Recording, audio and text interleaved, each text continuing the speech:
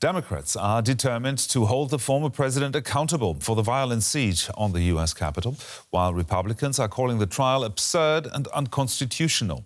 The stark divide between the two sides is every bit as obvious among ordinary Americans. DW Washington Bureau Chief Ines Pohl has this report. It's been over 2 months since Election Day. But Trump seems to be as present as ever in rural Pennsylvania, and his upcoming impeachment trial is finding little support here. Mike, oh, don't hit it, Olivia. Paula Lynn grew up in Piketown, a small village on the outskirts of Harrisburg. He's about America. We're not Trump followers. We want somebody that represents longtime America and where we came from.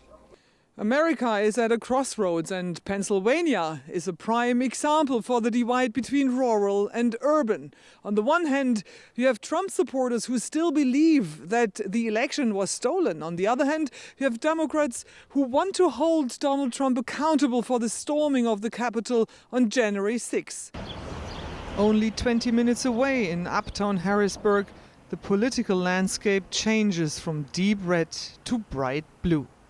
A demographic phenomenon which can be found all across America. I'll be happy to get rid of all of them, Trump and his supporters. Why? Because they just, you saw what they did at the Capitol. You know what I mean? Lives that was lost, and for what?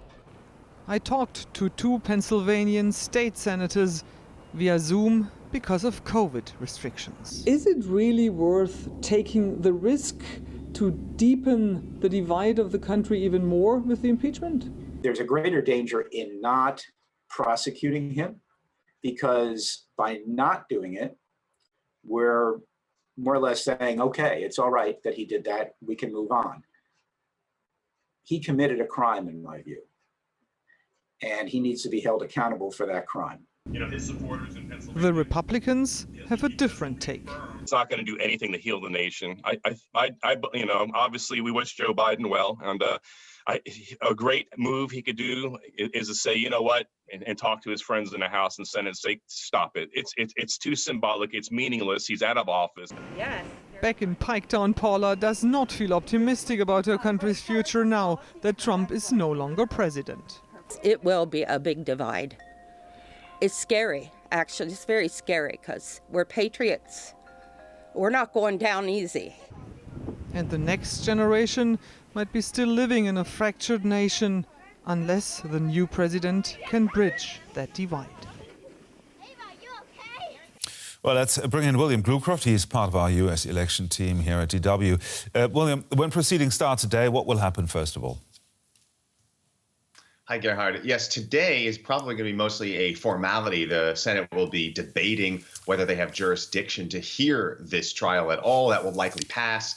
That will lead us to opening arguments starting Wednesday, when each side is going to have 16 or up to 16 hours to present their case.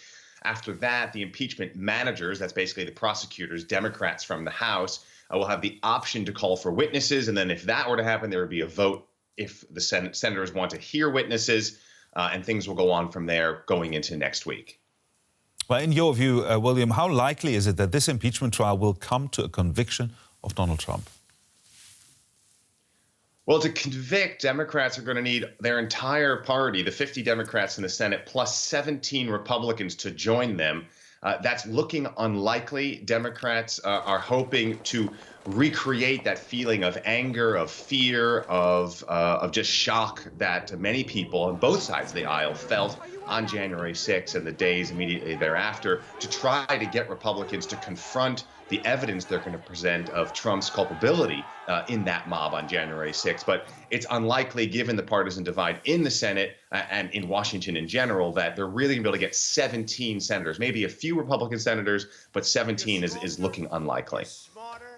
William, it has been said that this procedure touches fundamental constitutional questions. How?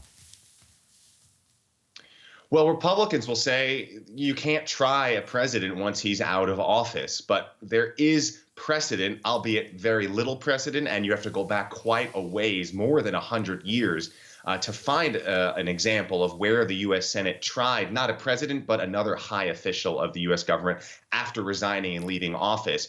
And many constitutional scholars will agree that because the president was impeached while he was still in office, just a couple days before he left, that it is legal to do this. And of course, the whole point is Democrats hope that if they could convict Donald Trump, they could then take the next step. The Senate could take the next step to then bar him from ever running for office again, and therefore not being a threat to U.S. politics in the future.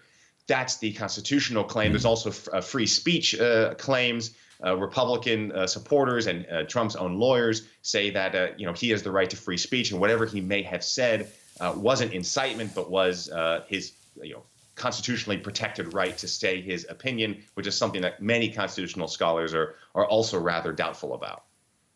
Well, in our report, we heard a Republican senator say that this trial will not help heal the country. What's your take on this?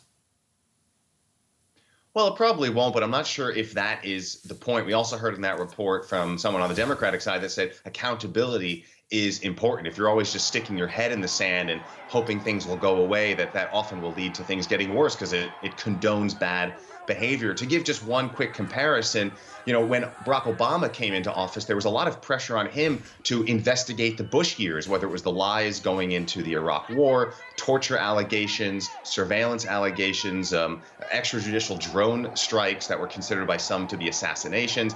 And the Obama administration basically said, no, we want to look forward. We don't want to divide the nation. We don't want to dig all of that up. And what Barack Obama, not as a result, but by it basically was irrelevant because the country remained extremely divided under his 8 years in power. And Republicans used every possible moment to further divide the nation and turn people against him, regardless if they investigated or didn't. So I'm not sure how much the impeachment process plays in healing or not healing the nation. For Democrats, this is about accountability. Thank you very much, William Bluecroft, for this assessment.